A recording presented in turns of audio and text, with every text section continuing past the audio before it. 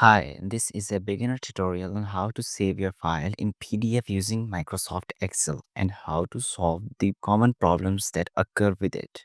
When you're happy with your file, you might think about saving it in PDF format to present it or share it with your circle. To save your file as PDF, go to File, Save As, and choose the location to save the file. And choose to save the file as PDF.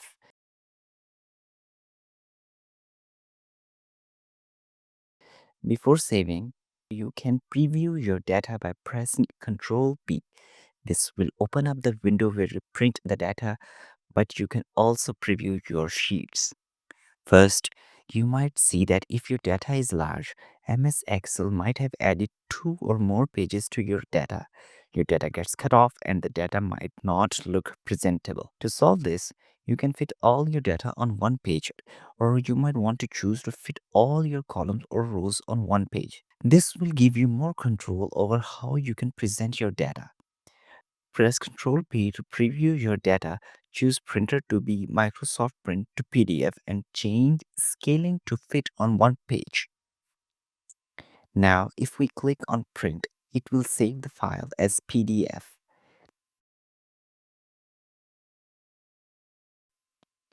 Alignment or positioning of your data. While working in the sheet, you see your data differently as compared to the PDF you saved. The data might not have been aligned as you would have wanted, and the positioning might be a little off.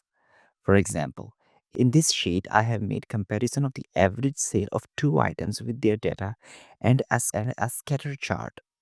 But I'm not happy with the way this data is being presented right now. This can be very easily fixed. In Excel's main window, you can change your normal layout to the page layout.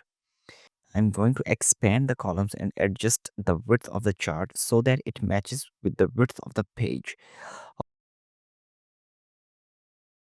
Alternatively, press Ctrl P, go to Page Setup, Margins tabs, center your data horizontally or vertically. Grid lines.